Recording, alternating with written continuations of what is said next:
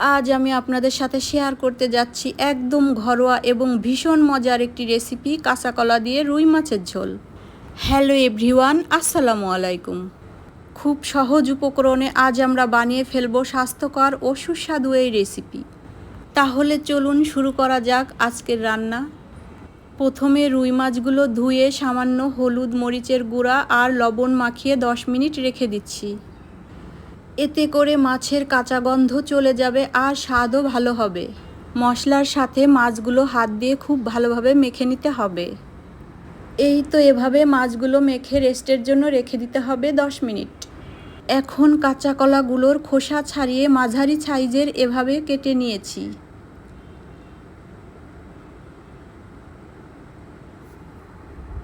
তারপর এগুলো হালকা লবণ ও হলুদ দিয়ে মেখে নিতে হবে।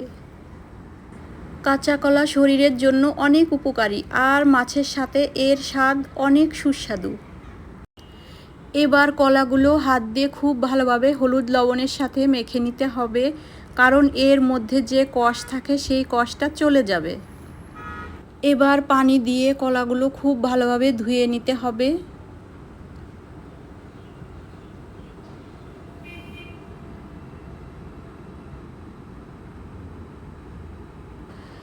এই তো কলাগুলো রান্নার জন্য এভাবে পরিষ্কার করে ধুয়ে নিয়েছি। এবার মাছগুলো ভাজার জন্য চুলায় একটি প্যান বসিয়ে নেব। প্যান গরম হয়ে আসলে এর উপর দিয়ে দেব পরিমাণ মতো সয়াবিন তেল। তেল খুব ভালোভাবে গরম করে নিয়ে একে একে মাছের পিসগুলো দিয়ে দেব। এক পাশ হয়ে গেলে উল্টে পাল্টে খুব ভালোভাবে ভেজে নেব।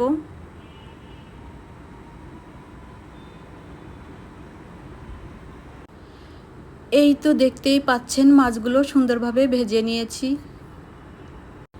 এবার রান্নার জন্য চুলায় একটি প্যান বসিয়ে নেব। প্যান গরম হয়ে আসলে তাতে ঢেলে দেব পর্যাপ্ত পরিমাণ সয়াবিন তেল। তেল ভালোভাবে গরম হয়ে আসলে এর উপর দিয়ে দেব বেশ কিছু পেঁয়াজ কুচি।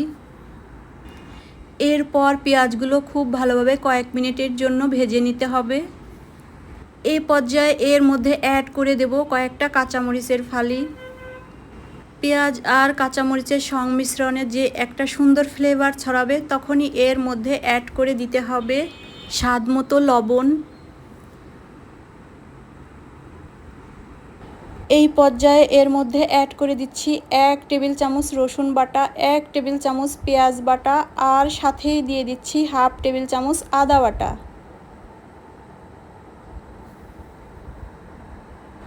মশলাগুলো কিছুক্ষণ খুব ভালোভাবে নেড়েচেড়ে মিশিয়ে নিতে হবে যেন এর কাঁচা গন্ধটা চলে যায়।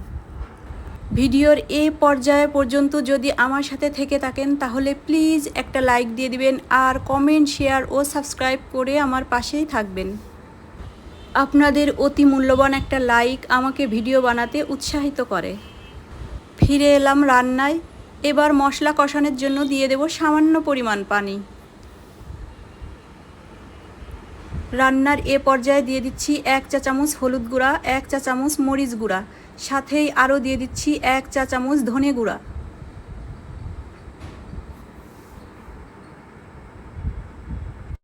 এবার মশলাগুলো খুব ভালোভাবে নেড়েচেড়ে কষিয়ে নিতে হবে।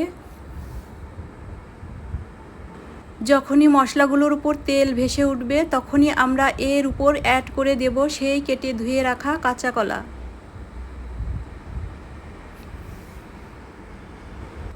এই পর্যায়ে মশলার সাথে কলাগুলো নেড়েচেড়ে খুব ভালোভাবে মিশিয়ে নিতে হবে।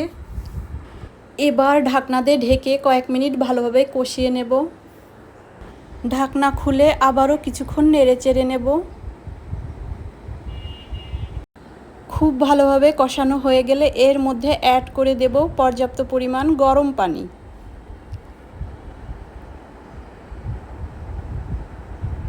তরকারিতে যখন বলক উঠে আসবে এ পর্যায়ে আমি দিয়ে দেব সেই ভেজে রাখা মাছগুলো। এরপর মাঝারি আঁচে 4 থেকে 5 মিনিট রান্না করে নেব। দেখুন কি সুন্দর ঝোল তৈরি হয়েছে। এর উপর আমি দিয়ে দিচ্ছি 1 চা চামচ ভাজা জিরার গুঁড়া।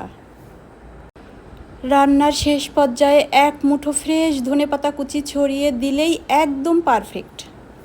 গরম ভাতের সাথে এই রুই মাছ দিয়ে কাঁচা কলার ঝোল খেতে সত্যি অসাধারণ লাগে।